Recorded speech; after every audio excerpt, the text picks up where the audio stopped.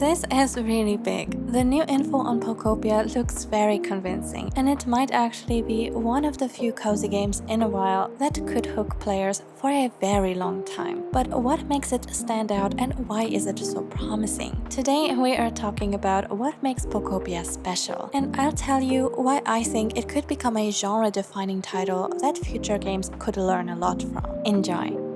Pokopia is actually being developed by the same team that brought us Dragon Quest Builders 2, which saw a massive success. But the game is also very reminiscent of Animal Crossing, because you restore an island and have cute little residents. It also has similarities with Minecraft due to its crafting and building elements. But most importantly, it is not a copy of any of them. It seems to shape a strong identity for itself that feels refreshing and different from the other titles. Hear me out.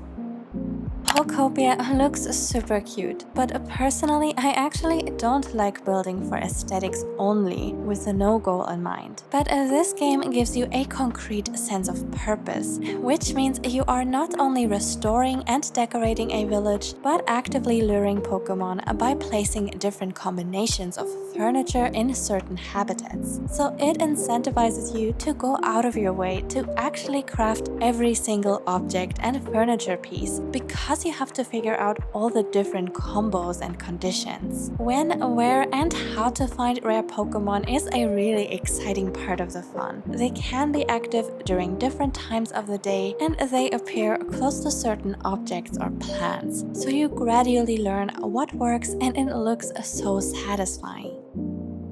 The game features a second, entire separate island for online multiplayer. This feature is a massive deal for me, even though I am usually a single-player girly. But in this game, you can even visit someone's island while they are offline, because those islands are stored in an online cloud. For me, with online friends in vastly different time zones, this is an absolute game changer, and it lets you fully build everything together, even if it's not at the same time. And I think it will be a great cooperative mode where each player can take on a different role, be it building, resource collecting, or luring Pokemon.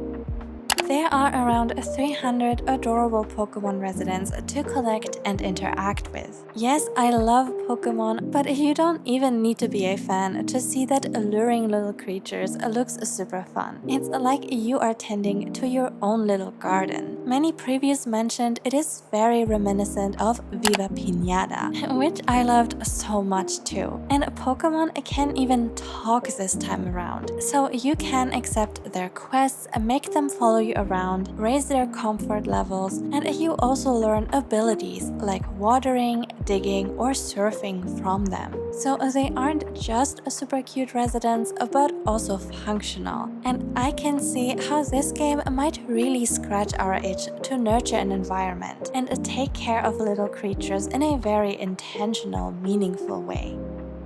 The previews and trailers have shown we can build incredibly high structures on our islands. The Minecraft-like terraforming with cubic building blocks looks to be pretty effortless. So you can build and demolish everything as you go. It has been reported creators were trying to find the vertical building limits when it comes to building blocks very high or by digging extra deep, but they haven't been hitting any limits so far. Knowing that you can build brick paths, street lamps, and entire houses make the possibilities seem incredible, and it looks so fun to just go wild and get creative with base building.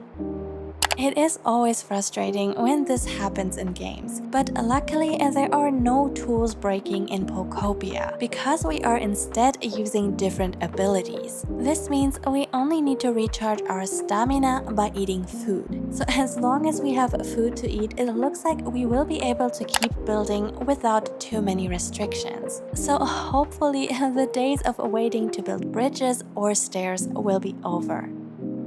Pokopia will also have a real-time day and night cycle, which will affect the types of Pokemon you meet and the gardening activities you can do. So it seems to offer quite the variety to freshen up your routine if you log in at different times of the day. It seems like mostly you are able to play at your own pace, and it has been reported progress goes fairly fast, though it is not out of the question that there may be real-time events that we might have to wait for.